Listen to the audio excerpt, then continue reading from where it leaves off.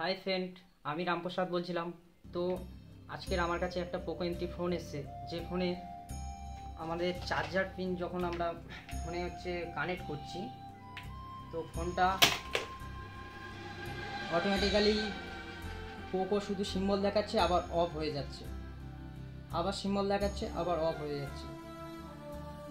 তো এটাকে আমরা স্টেপ বাই স্টেপ আজকে করবো ফোনটার অ্যাকচুয়ালি কী প্রবলেম।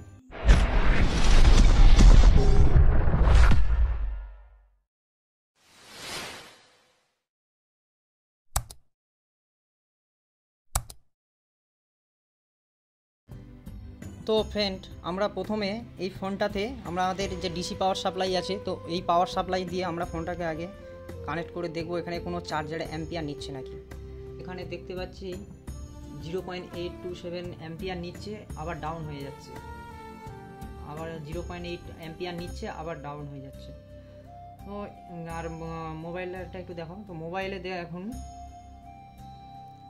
পোকো লেখা আসছে এবং কুইক আবার অফ হয়ে যাচ্ছে। এই প্রবলেমটা সাধারণত দুদিক থেকে হতে পারে। এক হচ্ছে আমাদের যে পাওয়ার সুইচ আছে, ঠিক আছে, এই সুইচ যদি শর্ট হয় এরকম হয়, বা অনেক সময় বেশিরভাগই এই সেটের ব্যাটারি প্রবলেমের জন্য এটাও হতে পারে, ঠিক আছে। তো ফার্স্ট আমরা একটা আলাদা ব্যাটারি দিয়ে প্রথমে টেস্ট করে দেখব। তো সেটটা অন হয় নাকি আমরা দেখব।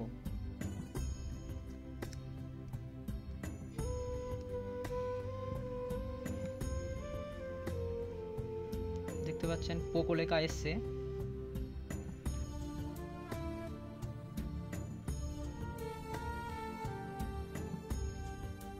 সেকেন্ড লোগো চলে এসছে।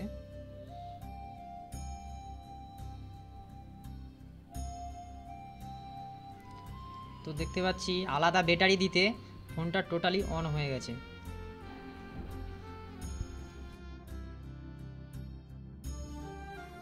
আমরা কাস্টমারকে জিজ্ঞেস করেছিলাম যে এই ফোনের ব্যাটারি সার্ভিস আপনার কেমন ছিল। তো সেখানে উনি বলেছেন যে ব্যাটারি সার্ভিস আমার ভালোই ছিল।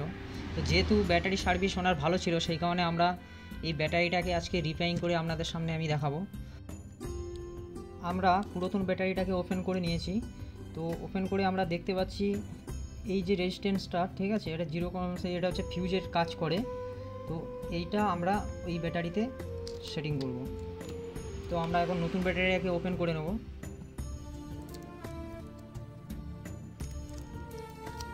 তো ওপেন করে আমরা সেম দেখতে পাচ্ছি এখানেও সেই 0 ওহমস রেজিস্ট্যান্স লেখা যেটা আছে আমাদের ফিউজের কাজ করে। আমরা এই রেজিস্ট্যান্সটাকে আমরা শর্ট করেও আমরা এই প্রবলেমটাকে সলভ করতে পারি, কিন্তু আমরা করব না। আমরা এই পুরাতন ব্যাটারি থেকে রেজিস্ট্যান্স তুলে এখানে আমরা সেটিং করব। কারণ এটা যদি আমরা ডাইরেক্ট জাম্পার করি, যখন মোবাইল শর্ট হবে তখন এই ফিউজটা ওপেন হয়ে যায় কানেকশান থেকে, তাতে আমাদের ব্যাটারিটা সেফটি থাকবে। আর যদি আমরা ডাইরেক্ট একে শর্ট করে দিই তাতে কিন্তু ব্যাটারির ক্ষতি হবে। সেই কারণে আমরা ওই ব্যাটারি থেকে ওই 5টা কম্পোনেন্টটা তুলে আমরা এখানে সেটিং করব।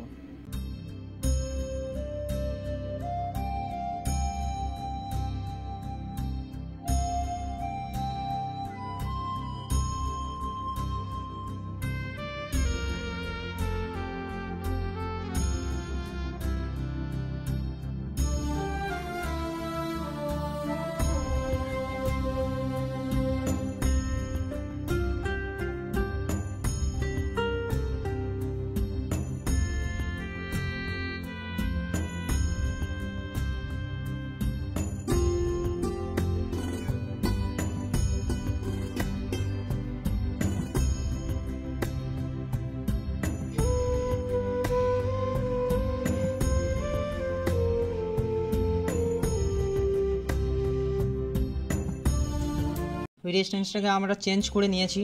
এখন দেখব আমাদের ফোন অন হয় নাকি এই ব্যাটারি দিয়ে, বা চার্জিং লোগো দেখায় নাকি। দেখতে পাচ্ছেন এটা পুরাতন ব্যাটারি, এই ব্যাটারি থেকে আমরা এটা রিমুভ করেছি।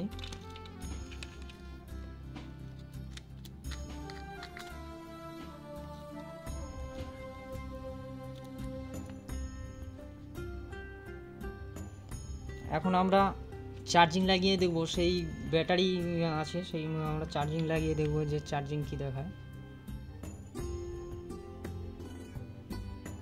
ব্যাটারিতে একদম চার্জ নেই এখন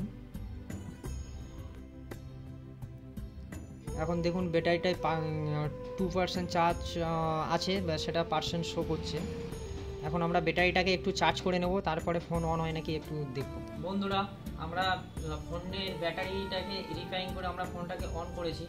তো ভিডিওটি পুরোটা দেখার জন্য অসংখ্য ধন্যবাদ। মোবাইল রিলেটেড এই ধরনের নতুন নতুন আপডেটেড ভিডিও পেতে আমার চ্যানেলটিকে সাবস্ক্রাইব করে রাখবেন। দেখা হচ্ছে পরের ভিডিওতে। ধন্যবাদ।